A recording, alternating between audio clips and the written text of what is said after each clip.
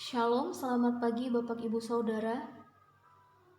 Kita bersyukur pada pagi hari ini kita kembali berbagi satu kebenaran firman Tuhan. Sebelum kita belajar firman Tuhan pada pagi hari ini, terlebih dahulu kita mengawalinya dengan doa. Kita berdoa. Terima kasih Tuhan Yesus, Engkau telah memelihara hidup kami. Pada pagi hari ini, kami kembali bersatu untuk mendengarkan kebenaran firman Tuhan. Berbicaralah kepada kami Tuhan, agar kami mengerti, memahami kebenaran firman-Mu. Di dalam nama Tuhan Yesus Kristus kami berdoa. Amin. Bapak Ibu Saudara yang terkasih di dalam Tuhan, pagi ini kita bersama-sama belajar satu kebenaran firman Tuhan. Ya, satu kebenaran firman Tuhan dengan tema Akulah terang dunia. Terang. Apa itu terang? Terang di dalam Kamus Besar Bahasa Indonesia ialah merupakan suatu yang dapat dilihat, sesuatu yang dapat didengar, nyata dan jelas. Berarti terang itu adalah sesuatu yang bisa kita lihat, bisa didengar, dan sangat nyata, jelas sekali, seperti terang matahari. Terang matahari berarti adalah sesuatu yang sudah jelas, sesuatu yang nyata. Matahari itu terang menyinari bumi. Nah, yang artinya, yang berarti terang matahari itu sudah nyata. Sudah tidak bisa diragukan lagi kebenarannya bahwa matahari itu memang menyinari bumi. Nyata. Bisa kita lihat jelas dan nyata. Nah, sedangkan terang di dalam Kamus Alkitab dilambangkan sebagai suatu simbol yang sangat kuat untuk kebaikan dan kebenaran. Berarti terang di dalam Kamus Alkitab adalah terang itu merupakan simbol yang sangat kuat untuk kebaikan dan kebenaran. Hukum Taurat juga digambarkan sebagai terang. Hukum Taurat, mengapa hukum Taurat digambarkan sebagai terang? Hukum Taurat itu berisi tentang perintah Tuhan, ke-10 perintah Tuhan. Nah, ke-10 larangan Tuhan.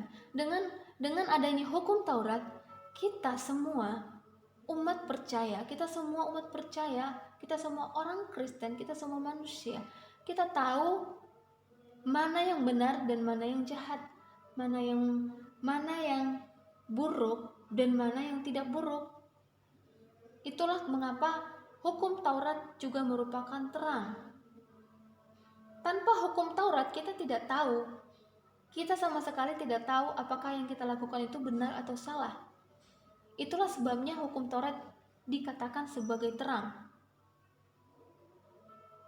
Terang.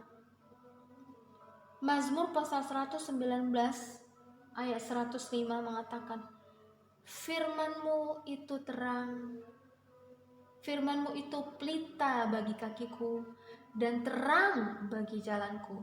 Firman-Mu pelita bagi kakiku, pelita bagi kakiku dan terang bagi jalanku. Jadi terang, firman-Mu, firman Tuhan Yesus itu, firman Tuhan Yesus itu pelita dan terang bagi umat percaya, terang bagi hidup umat percaya kepada Tuhan. Nah, Bapak Ibu Saudara yang terkasih di dalam Tuhan, saya mengajak kita semua bersama-sama membuka Alkitab kita yang terambil dari kitab Yohanes pasal 8 ayat yang ke-12 sampai yang ke-19.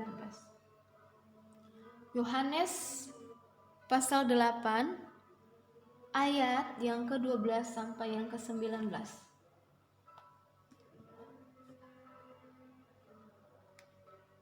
Saya akan membacakannya bagi kita. Demikian firman Tuhan. Maka Yesus berkata pula kepada orang banyak, katanya, Akulah terang dunia, barang siapa mengikut aku, ia tidak akan berjalan dalam kegelapan, melainkan ia akan mempunyai terang hidup. Kata orang Farisi kepadanya, Engkau bersaksi tentang dirimu, kesaksianmu tidak benar. Tidak benar. Jawab Yesus kepada mereka, katanya, Biarpun aku bersaksi tentang diriku sendiri, namun kesaksianku itu benar. Sebab aku tahu dari mana aku datang dan kemana aku pergi, tetapi kamu tidak tahu dari mana aku datang dan kemana aku pergi. Kamu menghakimi menurut ukuran manusia, aku tidak menghakimi seorang pun. Dan jikalau aku menghakimi, maka penghakimanku itu benar.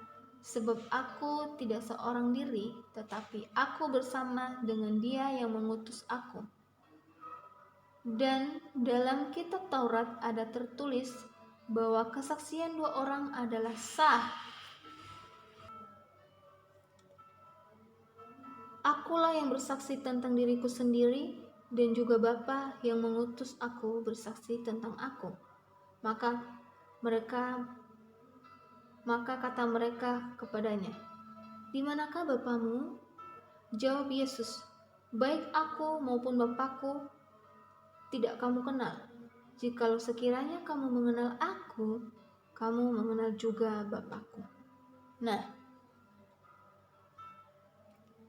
firman Tuhan di dalam pasal 8 ayat 12 sampai yang ke-19 ini sangat jelas sekali siapa terang yang dimaksud. Di dalam ayat ini, terang yang dimaksud ialah Yesus sendiri. Yesus sendiri ialah terang dunia, terang bagi kita umat percaya. Nah, Bapak Ibu Saudara, kalau kita lihat di dalam pasal sebelumnya, yaitu di dalam pasal 7, pasal ini merupakan latar waktunya yang menceritakan Yesus pergi ke Yerusalem untuk menghadiri hari raya Pondok Daun.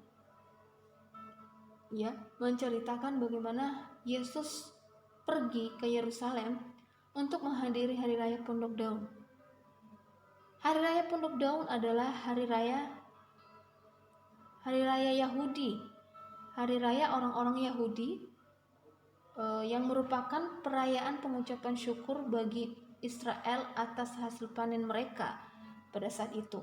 Dan hari raya itu dirayakan selama 7 hari pada bulan purnama. Jadi perayaan hari raya Pondok Daun ini adalah hari raya yang sangat besar, dirayakan sangat meriah. Nah, dirayakan selama 7 hari pada bulan purnama. Perayaan Pondok Daun ini juga disebut dengan Sukkot di dalam bahasa Ibrani. Ya, Sukkot di dalam bahasa Ibrani. Karena aspek utama dari festival ini, aspek utama dari pesta ini, dari perayaan ini adalah sebuah pondok atau sukkah. Nah, pada masa perayaan ini, orang-orang Yahudi pergi berziarah ke Bait Allah di Yerusalem. Jadi mereka semua orang-orang Yahudi pergi berziarah ke Bait Allah di Yerusalem dengan membawa persembahan. Nah, sebelum hari raya Pondok Daun ini dirayakan, mereka semua menyediakan pondok di dekat Bait Allah itu. Jadi orang-orang Yahudi ini ketika sudah mendekati hari raya Pondok Daun, mereka semua pergi berziarah ke Yerusalem, pergi berziarah ke Bait Allah di Yerusalem, dan mereka membangun di samping Bait Allah itu pondok-pondok kecil. Mereka membangun pondok atau Sukkot atau pondok yang dikatakan sukkah tadi, sukkah ya, pondok. Mereka membangun pondok itu di samping Bait Allah itu. Mereka membangunnya dengan berdinding 3 dengan atap ranting dari dedaunan, berdinding 3. Pondok atau sukah yang mereka buat ini adalah tempat di mana mereka makan, tempat di mana mereka melakukan yang namanya perayaan pondok daun. Nah, jadi mereka membuat pondok-pondok itu, mereka membuat sukah. Nah, tetapi pondok yang mereka buat itu ada syaratnya, yaitu pondok itu harus terbuat dengan 3 dinding dengan atap dan ranting yang terbuat dari daun palem dan dedaunan. Jadi tidak sembarangan pondok yang dibuat, tidak atap atau tidak dengan atapnya atau apanya gitu kan, atau gentengnya itu dibuat dengan daun rumbia, enggak, tetapi dibuat dengan daun palem dan dedaunan, bukan sembarangan daun. Nah, tidak hanya itu juga, mereka juga ketika datang ke situ, mereka juga membawa 4 jenis tanaman. 4 jenis tanaman itu ialah buah limau, ranting pohon dedalu, daun palem, dan cabang pohon mirkli. Nah, mereka membawa ke-4 jenis tanaman ini ke dalam pondok tersebut, ke dalam suka untuk diberkati. Nah, setelah itu pemberkatan lainnya juga dilakukan di dalam sinagog atau bait Allah.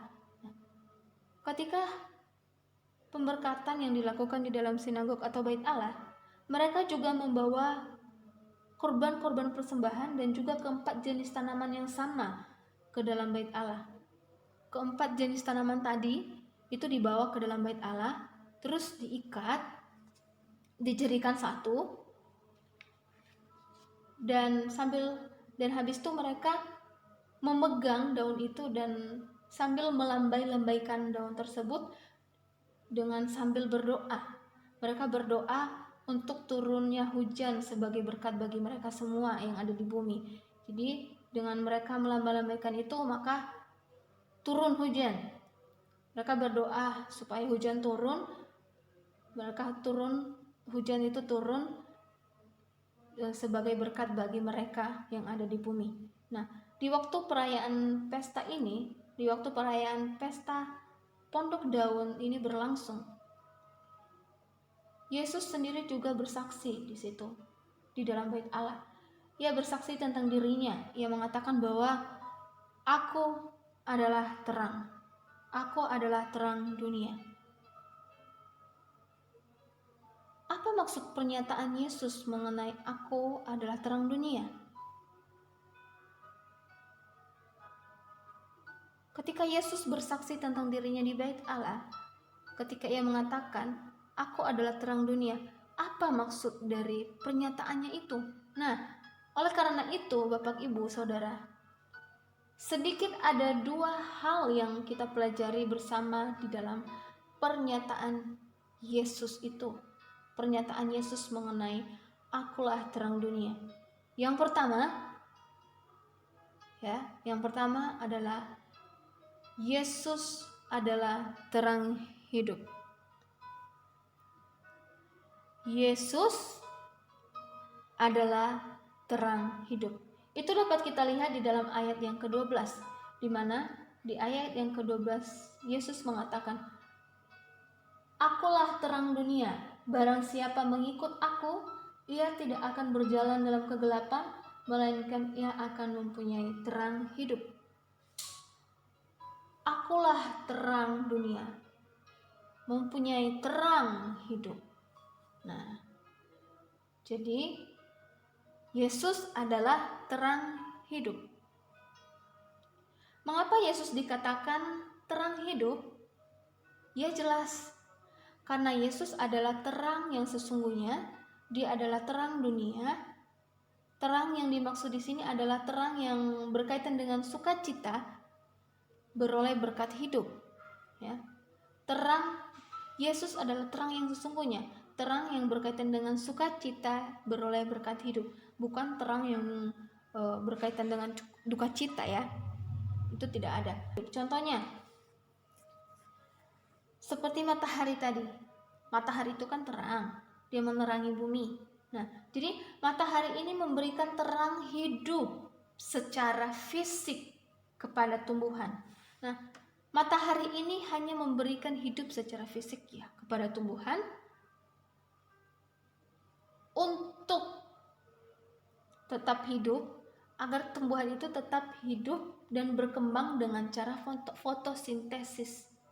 Nah, tanpa cahaya matahari, apakah tumbuhan itu bisa hidup berfotosintesis? Tidak. Tanpa cahaya matahari, tumbuhan akan susah untuk berkembang, susah untuk hidup, susah untuk berfotosintesis. Nah, jadi matahari ini memberikan terang hidup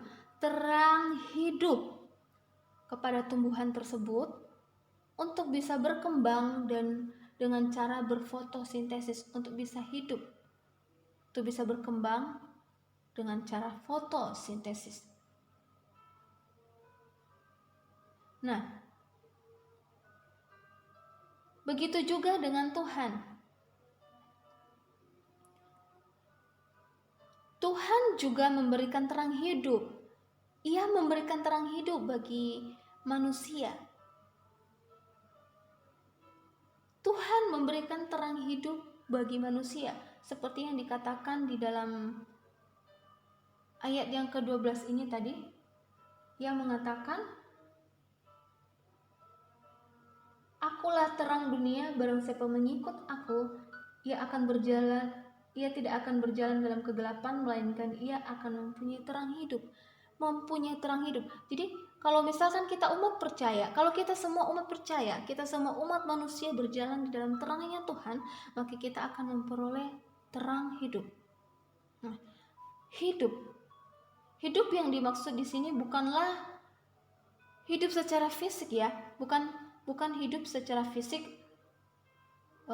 yang sering disebut dengan bios atau hidup secara biologi ya, fisik kita. Tetapi hidup yang dimaksud di sini adalah zoe. Hidup yang dimaksud di sini adalah zoe, yang artinya kehidupan yang kekal, kehidupan yang kekal. Zoe. Nah, jadi ingat ya, hidup yang Tuhan berikan, terang hidup yang Tuhan berikan kepada kita umat manusia itu bukan bersifat bios, bukan bersifat fisik. Ya, tetapi bersifat zoe, yang artinya kehidupan kekal. Nah, Yesus berkata, "Akulah terang dunia." Ketika Yesus berkata bahwa akulah terang dunia, perlu kita ketahui bahwa pernyataan Yesus itu berhubungan dengan perjanjian lama yang menghubungkan Mesias dan terang. Ya, pernyataan Mesias dan terang. Itu dapat kita melihatnya di dalam Yesaya pasal 9 ayat 1-2 ya. Jadi terang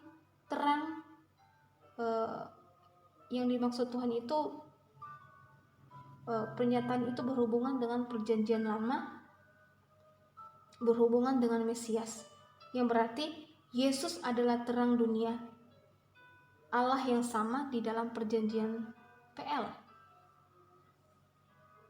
Nah, jadi Bapak Ibu Saudara, ketika Yesus mengatakan bahwa dia adalah terang dunia, kata ini merupakan sesuatu yang sangat berarti bagi kita umat percaya. Mengapa? Terang yang dimaksud bukan hanya sekedar terang biasa.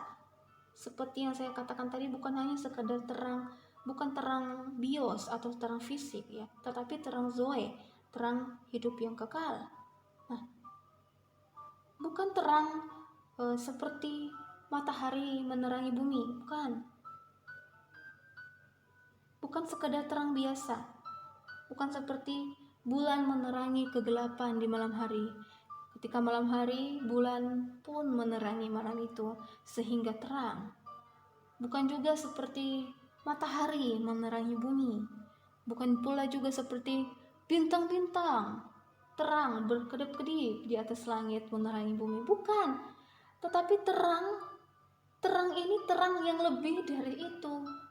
Terang yang lebih dari itu yang Tuhan berikan kepada kita. Terang hidup.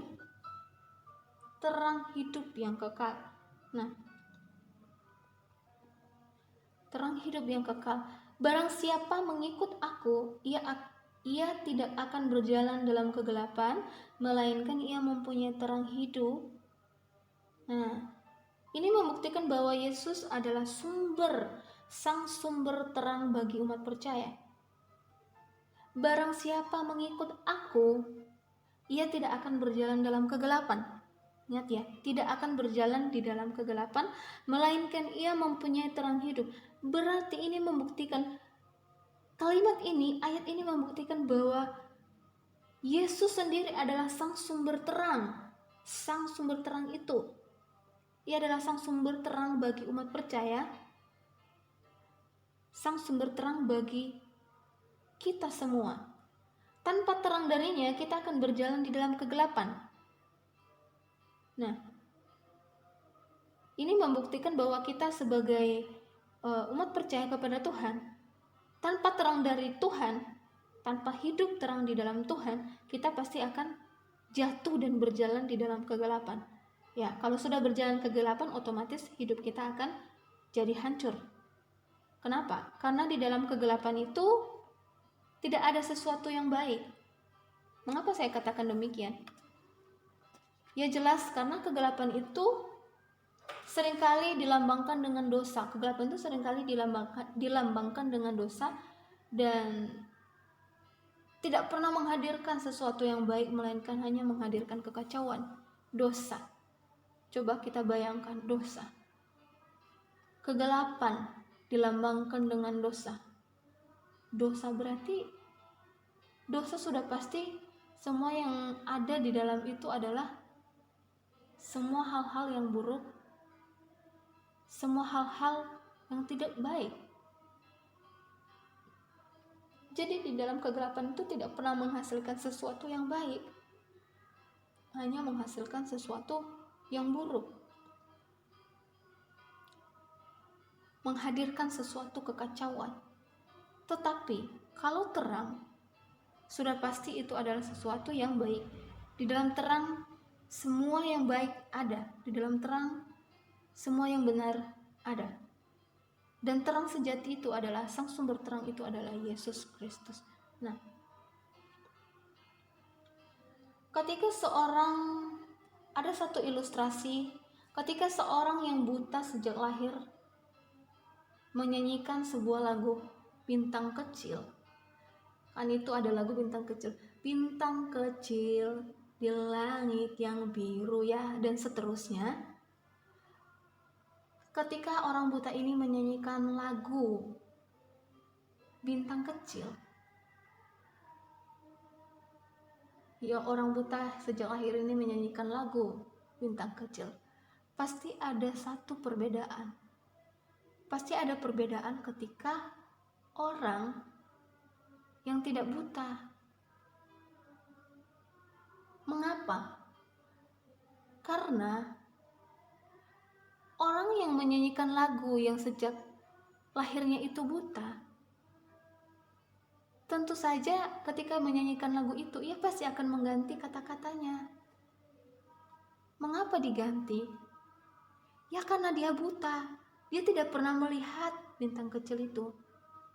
Dia tidak pernah melihat bagaimana bintang kecil itu yang sangat indah menghiasi langit yang tinggi, yang begitu banyak menghiasi langit-langit yang tinggi pada malam hari.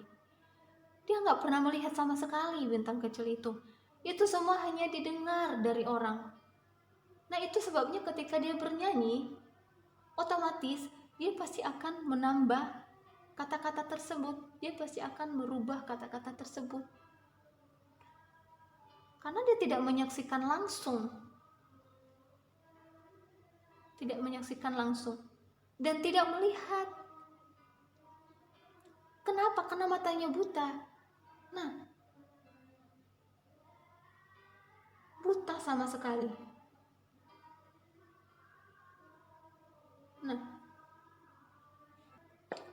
Nah, kita juga sebagai orang Kristen, sebagai umat percaya, demikian juga kita sebagai umat percaya.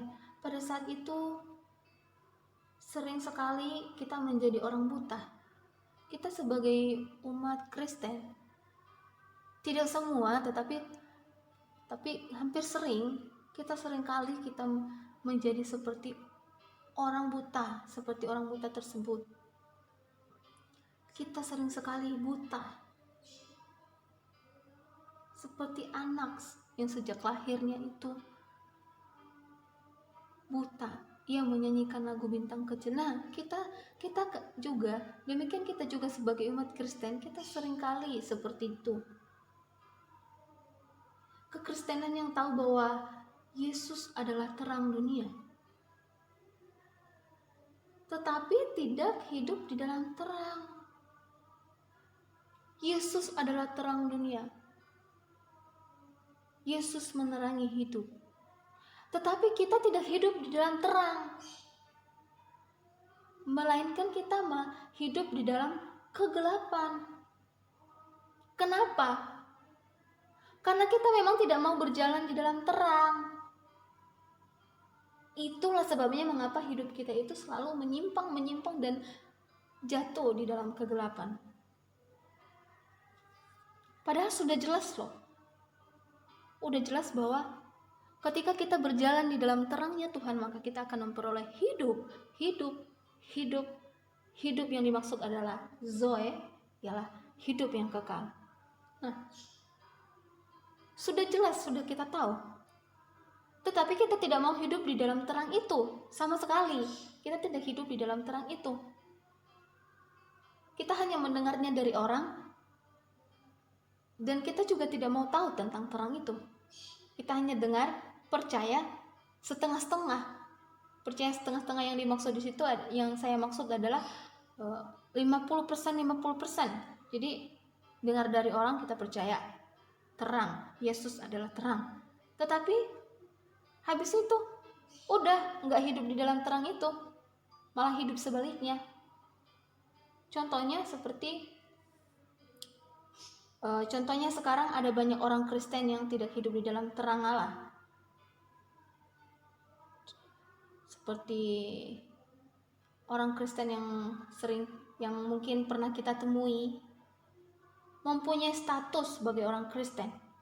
Wah, KTP-nya Kristen, statusnya Kristen, dia anak Tuhan, dia umat percaya, tahu bahwa Yesus adalah terang, tetapi hidupnya tidak hidup di dalam terang. Justru malah sebaliknya, dia malah hidup di dalam kegelapan. Nah, hidup seperti itu seringkali disebut dengan seperti bunglon. Bunglon itu kan sering berubah warna ya, dia sesuai dengan di mana dia berada gitu. Dia menyesuaikan warna dengan tempat di mana dia berada. Nah, begitu juga dengan kekristenan yang tidak hidup di dalam terangnya Tuhan.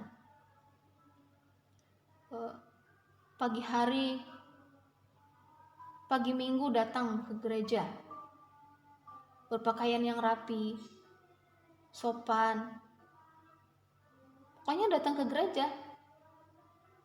Tetapi malam hari malah pergi ke klub malam dah. Pergi ke klub malam, ngedugem, dan banyak hal yang dilakukan. Jadi hidupnya itu seperti lampu kelap-kelip itu yang biasa digunakan itu hidupnya itu lampu kelap-kelip itu kan, bayangin aja dia itu hidup mati gitu kan, nggak jelas. Dia nggak hidup aja kalau hidup, nggak mati aja kalau mati. Jadi dia hidup mati. Jadi seringkali biasa orang mengatakan kalau tidak ada tanda-tanda kehidupan. Hidup segan, mati tak mau gitu. Jadi hidupnya seperti itu. Nah, itulah orang-orang yang tidak mau hidup di dalam kebenaran firman Tuhan, tidak mau hidup di dalam terangnya Tuhan. Padahal sudah jelas bahwa Yesus adalah terang dunia, terang yang memberikan manusia terang hidup yang kekal. Nah, jadi Bapak Ibu Saudara, hendaklah kita hidup di dalam terangnya Tuhan, sebab Dia adalah terang dunia. Dia adalah terang yang sesungguhnya yang akan memberikan kita hidup yang kekal. Jangan pernah takut jika orang lain mengatakan bahwa hidupmu dalam masalah. Mengikut Tuhan itu susah. Percayalah, kita harus percaya bahwa Tuhan itu adalah terang hidup kita. Ketika kita hidup di dalam Tuhan, maka kita akan memperoleh kehidupan yang kekal. Kita akan memperoleh jawaban-jawaban setiap dari persoalan-persoalan yang kita alami.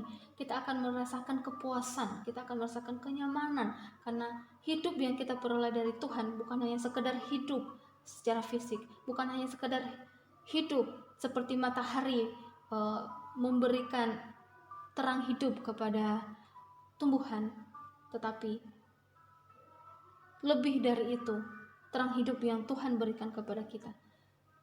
Sebab terang yang Dia berikan adalah terang kekekalan.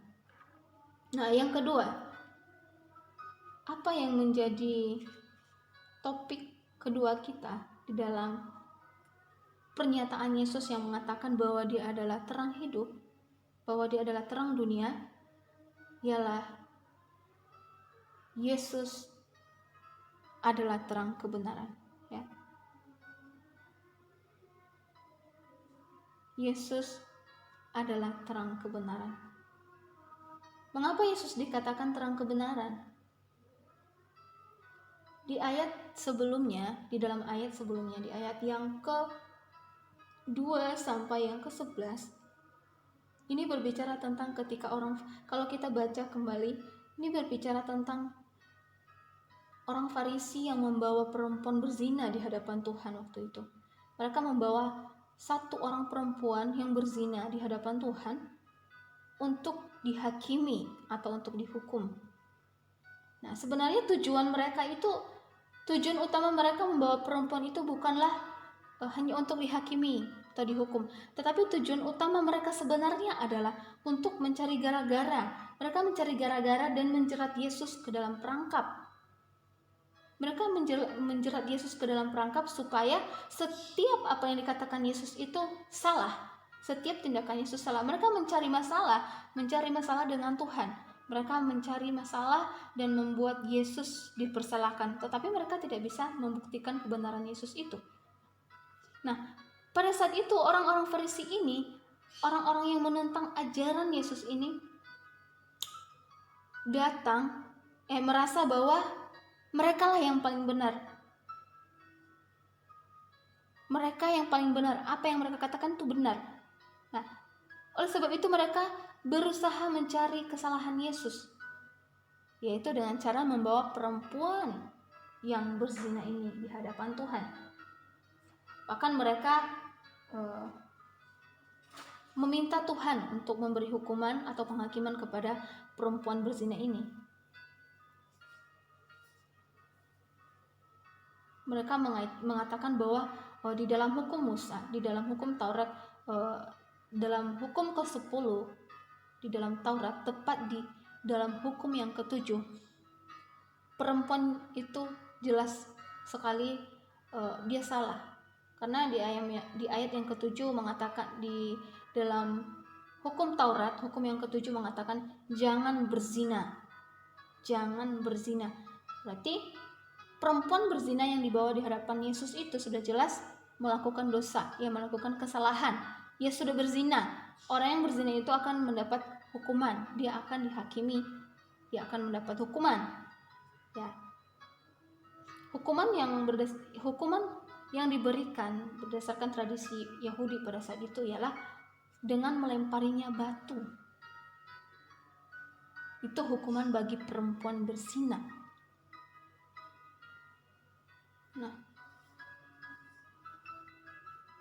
Nah, yang jadi pertanyaannya, ya jelas sekali bahwa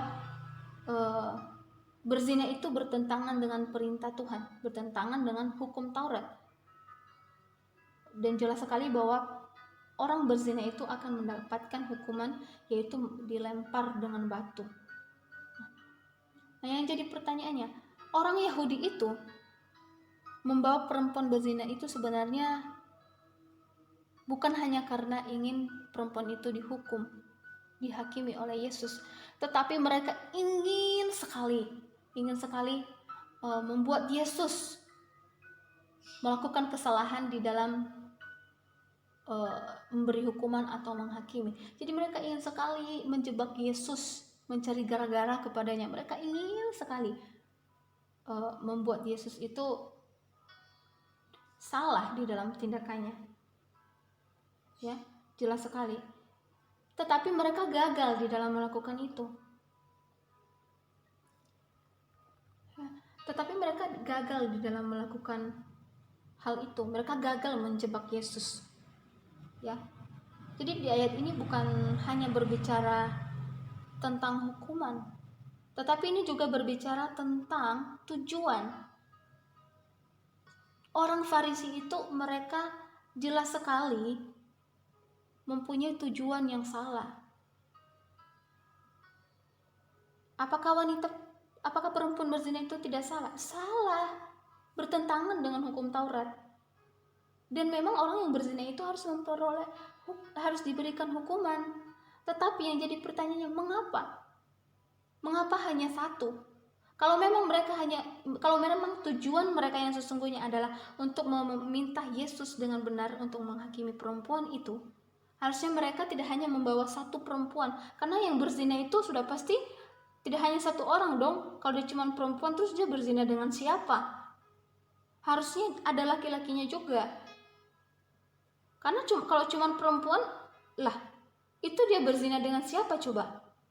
Siapa pasangannya? Kenapa cuma satu yang dibawa? Kenapa cuma perempuan? Kalau dia ketangkap basah berzina, harusnya ada pria, ada cowoknya, ada laki-laki yang harus dibawa bersama dia. Tetapi pada saat itu mereka hanya membawa perempuan itu untuk dihukum. Jadi karena jelas sekali bahwa tujuan mereka itu bukan tujuan yang benar. Tujuan mereka itu ya hanya untuk menjebak Yesus. Tujuan mereka itu hanya untuk mencari gara-gara kepada Yesus. Jadi tujuan mereka itu sudah jelas sekali bahwa salah. Sehingga ketika mereka meminta kepada Tuhan, kepada Yesus untuk menghakimi wanita itu, mereka bahkan terus-menerus bertanya kepada Yesus, bagaimana dengan menghukumnya? Mereka terus bertanya kepada Yesus, dan hingga pada saat itu Yesus mengatakan, siapa yang di antara kamu tidak berdosa, biarlah ia orang yang pertama sekali yang melempari wanita itu batu. Nah, ketika Yesus berkata begitu, orang-orang Farisi ini mereka semua diam. Mereka nggak bisa melempari wanita itu batu karena mereka berdosa. Tujuan mereka salah. Mereka juga berdosa. Bahkan mereka membawa wanita itu dengan tujuan yang salah. Oleh karena itu, karena mereka salah, mereka berdosa, mereka nggak berani melempari wanita itu batu. Mereka malah mundur secara teratur, enyah di hadapan Tuhan. Mereka mundur secara teratur, mulai dari yang tertua sampai yang termuda. Nah, akhirnya tinggal Yesus dan perempuan itu yang tinggal. Dan Yesus pun mengampuni perempuan itu. Nah, jadi di dalam ayat ini tidak hanya menekankan, tidak hanya bercerita tentang hukuman, tetapi ini bercerita juga tentang tujuan. Tujuan orang Farisi itu benar atau salah gitu. Tujuan mereka itu sebenarnya apa? Nah, tetapi dengan cara ini, di dalam ayat-ayat sebelum ini, di ayat yang kedua sampai yang ke-11 ini jelas sekali membuktikan bahwa Yesus adalah terang kebenaran. Yesus bisa mengambil keputusan yang benar. Dia bisa memberikan keputusan yang benar untuk memberikan hukuman kepada perempuan berzina itu.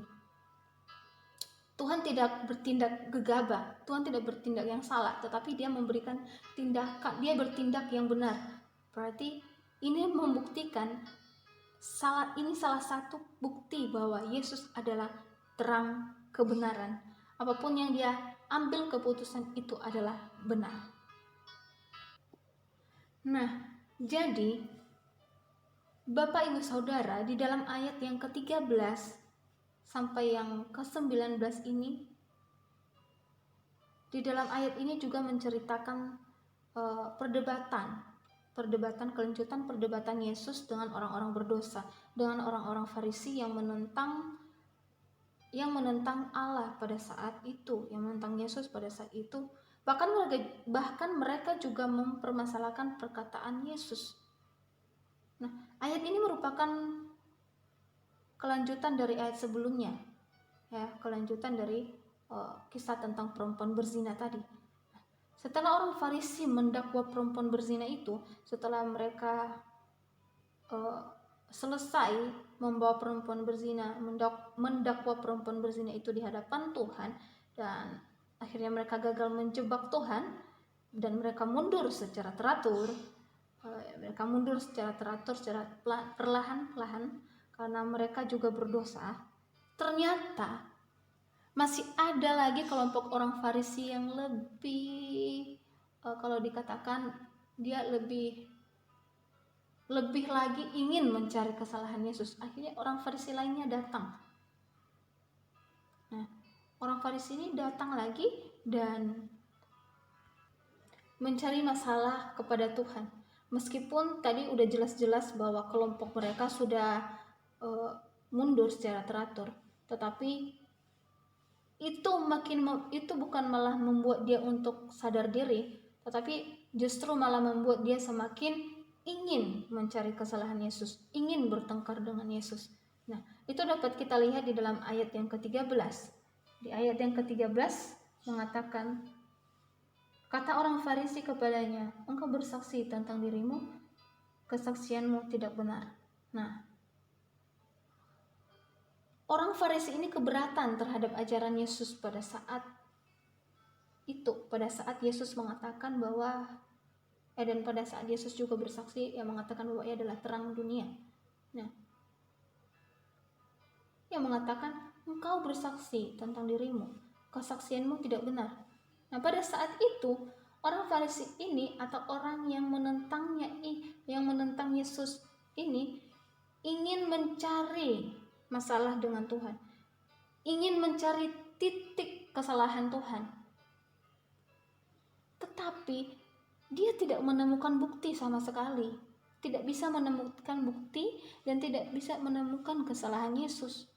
Mengapa? Ya jelas, karena Yesus memang sungguh-sungguh benar, tidak ada yang salah. Jadi dia itu sangat benar, dia tidak ada yang salah sama sekali.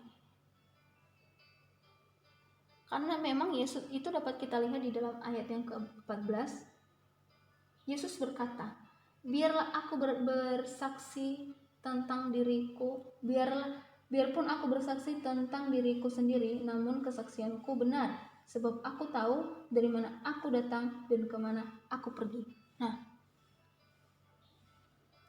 itu sudah jelas, itu sangat jelas membuktikan bahwa Yesus tidak benar. Dia memang terang dunia dan bersifat terang, seperti ikan di dalam akuarium yang biasanya bisa disorot di dalam berbagai sisi. Kita bisa menyorotnya di dalam berbagai sisi. Baik, coba bayangkan ikan di dalam akuarium. Akuarium itu kan bersih ya, dia tempatnya putih, terus jelas sekali kita bisa melihat di dalam itu ikannya, dan dia itu seperti ikan yang di dalam akuarium. Kita bisa menyorotinya di dalam berbagai sisi. Dia tetap ikan yang ada di dalam akuarium. Dia tidak berubah jadi kucing yang ada di dalam akuarium atau gajah yang ada di dalam akuarium. Tetap saja ikan yang ada di dalam akuarium. Meskipun kita menyorotinya di dalam berbagai sisi, wujudnya tidak akan pernah berubah. Karena itu adalah kenyataan, dia adalah ikan di dalam akuarium. Nah, seperti itu juga dengan Yesus. Mau disoroti apapun, mau dicari kesalahan apapun, dia tidak akan pernah ditemukan kesalahannya. Kenapa? Karena memang jelas Yesus itu tidak salah. Dia itu jelas sekali bahwa dia itu adalah benar. Dia benar-benar dan sangat benar. Sangat benar. Dan bahkan di ayat berikutnya Tuhan mengatakan bahwa hanya dialah yang mempunyai wewenang untuk melaksanakan penghakiman. Yang artinya orang Farisi itu tidak tahu kebenaran. Mereka tidak tahu kebenaran tentang Yesus. Mereka hanya menilai dengan apa yang menurut keinginan mereka sendiri. Jadi mereka tidak tahu bahwa Yesus itu adalah benar, karena mereka menilai Yesus itu hanya berdasarkan keinginan mereka sendiri, hanya berdasarkan keinginan yang mereka inginkan sendiri. Nah, begitu juga kita di dalam hidup kita. Ada banyak manusia, seringkali manusia, mereka sebenarnya seringkali menilai sesuatu itu dengan penilaian sendiri, bukan dengan penilaian yang benar. Seringkali manusia menilai kebenaran dinilai dengan menjadi suatu kesalahan. Yang benar kadang-kadang dianggap salah, sedangkan yang salah terkadang dianggap benar. Seperti orang Farisi tadi. Mereka menilai Yesus, menghakimi Yesus berdasarkan penilaian mereka. Alat ukur yang mereka gunakan untuk mengukur kebenaran Yesus adalah alat ukur keinginan mereka, bukan alat ukur yang sesungguhnya, bukan alat ukur kebenaran yang sesungguhnya. Nah, manusia juga seperti begitu. Kita juga seperti begitu. Kita manusia juga, kita sebagai umat percaya dan hampir semua orang juga seringkali kebenaran itu dinilai dengan menjadi suatu yang salah. Seringkali menggunakan alat ukur kebenaran hanya dengan berdasarkan keinginan sendiri. Contohnya, alat ukur yang digunakan hanya berdasarkan keinginan sendiri, contohnya seperti guru. Ini hanya contoh ya, seperti guru yang mempunyai 2 murid yang sedang mengalami masalah atau yang sedang dalam bermasalah. Kedua murid ini masing-masing mempunyai masalah yang sama, yaitu mereka bertengkar. Ya, jelas. Mereka bertengkar dan mereka sama-sama bersalah sebenarnya. Mereka sama-sama yang memulai pertengkaran itu mereka sama-sama sebenarnya, karena mereka memang bersalah. Tetapi guru ini harusnya memberikan hukuman atau memberikan hukuman kepada kedua siswa tersebut, harusnya hukuman yang sama. Jika memang itu tolak ukur yang digunakannya itu, alat ukur yang digunakannya adalah alat ukur kebenaran. Jadi karena mereka sama-sama salah, mereka sama-sama dihukum. Tetapi terkadang manusia atau guru juga melakukan kesalahan. Ia menggunakan alat ukur keinginannya sendiri. Mungkin si A ini orangnya pendiam, tetapi si B ini adalah orangnya pendiam dan periang. Jadi si A ini adalah anak yang pendiam. Karena anak yang pendiam, jadi mungkin gurunya kurang suka. Sedangkan si B, karena dia anak yang periang, ceria, apalagi kalau pintar, gurunya suka. Jadi ketika sama-sama melakukan kesalahan, meskipun mereka melakukan kesalahan yang sama, tetapi ia menggunakan alat ukur sesuai keinginannya sendiri, sudah pasti bahwa guru ini akan lebih meringankan hukuman si B, sedangkan hukuman si A lebih berat dari hukuman si B. Walaupun sebenarnya mereka sama-sama melakukan kesalahan, harusnya hukumannya sama. Nah, itulah alat ukur yang sering sekali digunakan oleh manusia. Mereka sering sekali menggunakan alat ukur berdasarkan keinginan sendiri. Kalau misalkan alat ukur yang digunakan berdasarkan kebenaran, seperti siswa yang melakukan kesalahan tadi, si A dan si B ini, pasti akan sama-sama mendapatkan hukuman yang sama. Tetapi karena alat ukurnya bukan alat ukur kebenaran, bukan dilihat dari kebenarannya secara langsung, tapi hanya karena keinginan, jadi hukuman mereka berbeda. Nah, di dalam ayat-ayat ini, di dalam ayat 13 sampai yang ke-19 itu merupakan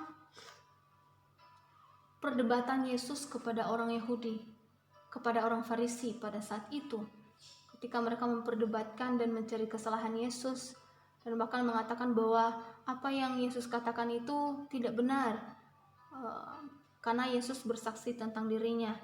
Tetapi Yesus adalah benar, dia adalah terang kebenaran. Ya, seperti yang dikatakan Yesus bahwa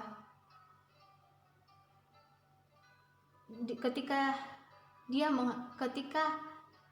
menghakimi, hanyalah dia yang berhak untuk menghakimi, bukan kita.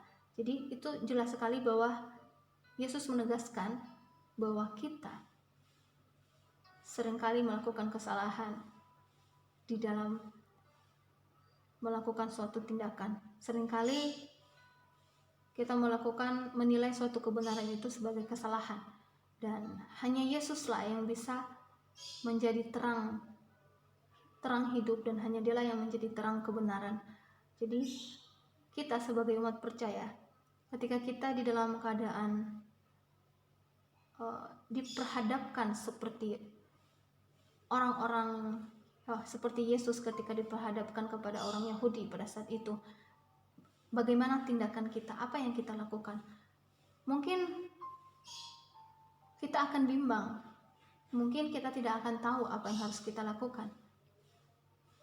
Kita tidak akan sanggup, kita tidak akan mampu untuk bertindak yang benar. Tetapi mungkin juga kita bisa melakukannya. Tetapi karena Yesus adalah satu-satunya terang kebenaran,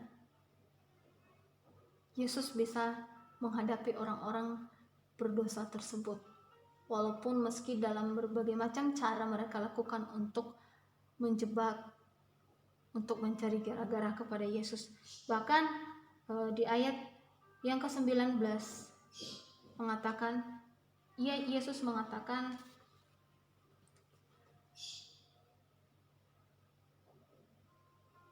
maka kata mereka kepadanya, "Di manakah Bapamu?" Jawab Yesus, "Baik aku maupun Bapakku tidak kamu kenal. Jikalau sekiranya kamu mengenal aku, kamu juga mengenal mereka." Nah, di ayat yang ke-19 ini sebenarnya ketika orang Farisi itu mengatakan, "Di manakah Bapamu?" Sebenarnya itu merupakan suatu ejekan, merupakan suatu olokan mereka. Ya, mereka tidak percaya kepada Yesus. Bahkan meskipun sebenarnya Yesus itu adalah terang kebenaran dan tidak pernah ditemukan kesalahannya, mereka tidak bisa menemukan kesalahannya, tetapi mereka tetap tidak percaya. Bahkan mereka mengatakan, "Di manakah Bapamu?" Ini merupakan kalimat ejekan sebenarnya. Mereka mengejek Yesus, tetapi Yesus mengatakan, "Baik aku maupun Bapakku tidak kamu kenal. Jika sekiranya kamu mengenal aku, kamu juga mengenal Bapakku." Nah, di sini Yesus menegaskan dan membuktikan. Yesus menegaskan kepada mereka bahwa Dia dan Bapa adalah satu. Yesus dan Bapa adalah satu. Jadi jika kita mengenal Yesus, maka kita mengenal Bapa. Tetapi jika tidak mengenal Yesus, maka tidak mengenal Bapa. Nah, oleh karena itu Bapak Ibu Saudara, pada pagi hari ini ada 2 poin penting yang perlu kita ingat di dalam pembelajaran firman Tuhan yang kita pelajari pada pagi hari ini adalah, yang pertama, Yesus adalah terang hidup, dan yang kedua, Yesus adalah terang dunia. Hendaklah kita umat percaya hidup di dalam terangnya Tuhan, agar kita memperoleh terang hidup dan juga terang kebenaran yang daripada Tuhan. Memang hidup di dalam kebenaran terangnya Tuhan itu bukanlah sesuatu yang mudah bagi kita. Itu bukan sesuatu hal yang gampang bagi kita. Mungkin kita akan mengalami berbagai macam tantangan, berbagai macam masalah dan penolakan dari orang-orang yang masih belum hidup di dalam terangnya Tuhan. Tetapi biarlah itu menjadi suatu jembatan bagi kita untuk bisa membuat kita lebih semangat lagi untuk hidup di dalam terangnya Tuhan, agar kita lebih menikmati dan lebih merasakan bagaimana rasanya, bagaimana nikmatnya hidup di dalam terangnya Tuhan, di dalam terang kebenarannya Tuhan. Nah, jadi Bapak Ibu Saudara-saudari, jika misalkan kita mengalami banyak kesulitan di dalam kehidupan kita, janganlah kita bersedih hati. Percayalah, di dalam setiap masalah kita, di dalam setiap apa yang menjadi pergumulan kita, serahkanlah kepada Tuhan. Karena Tuhanlah, karena hanya Dialah satu-satunya sumber terang kebenaran bagi kita. Dialah yang memberikan terang kebenaran bagi kita. Dia yang memberikan kita terang kebenaran itu, dan yang membuat kita mendapatkan setiap solusi dalam setiap masalah kita, mendapatkan solusi dalam setiap masalah-masalah yang kita hadapi. Dan ketika kita mengalami juga penolakan, ketika kita bersama orang-orang di luar sana yang masih belum menerima terangnya Tuhan, janganlah juga kita bersedih hati. Karena Tuhan sendiri di dalam ayat yang ke-19, ketika orang Yahudi tidak mengetahui dan tidak bisa mendapat kesalahan Tuhan, mereka tidak bisa menjerat atau menipu Tuhan atau mendapatkan kesalahan Tuhan, karena Tuhan adalah benar adanya, mereka masih mengejek Tuhan. Di dalam ayat yang ke-9 mengatakan, siapakah Bapamu? Di manakah Bapamu itu? Nah, itu merupakan sebuah kalimat ejekan. Walaupun mereka sudah jelas salah, tetapi mereka masih saja tidak menerima Tuhan. Nah, jadi ketika kita juga mengalami penolakan, jangan bersedih hati. Tuhan saja ditolak, apalagi kita. Hidup di dalam Tuhan itu bukanlah hidup di dalam terangnya Tuhan itu bukanlah sesuatu hal yang mudah. Tetapi ketika kita hidup bersama Tuhan, hidup menikmati terangnya Tuhan itu, kita pasti akan menemukan berbagai macam banyak hal yang membuat kita merasa bahwa hidup kita itu sangat spesial. Kita menikmati keindahan bagaimana hidup di dalam terangnya Tuhan, bagaimana hidup di dalam terang kebenarannya Tuhan. Demikian firman Tuhan yang kita renungkan dan kita pelajari pada hari ini. Biarlah itu menjadi sebuah pelajaran bagi kita untuk lebih mengenal lagi lebih dalam dan lagi mengenai kebenaran hidup yang diperoleh dari Tuhan. Karena Tuhan adalah terang dunia, dan kita harus hidup di dalam terangnya Tuhan. Karena Tuhan adalah terang dunia, kita hidup di dalam terangnya Tuhan.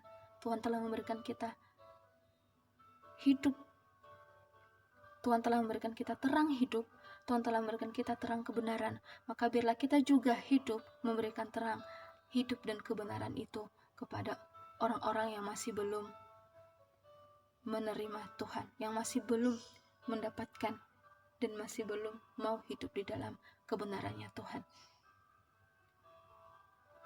Kita berdoa. Bapa dalam kerajaan surga, kami mengucap syukur untuk kebenaran firman-Mu yang telah kami pelajari pada pagi hari ini Tuhan. Terima kasih Tuhan, pada pagi hari ini kami tahu bahwa Engkau adalah Allah, Engkau adalah terang dunia, terang hidup, dan terang kebenaran. Kami ingin hidup di dalam-Mu Tuhan. Ajarlah kami Tuhan untuk lebih mengenal Engkau, agar kami dapat merasakan hidup yang benar-benar di dalam terangnya dan di dalam terangnya Tuhan dan terang kebenarannya Tuhan. Terima kasih Tuhan. Di dalam nama Tuhan Yesus Kristus kami berdoa.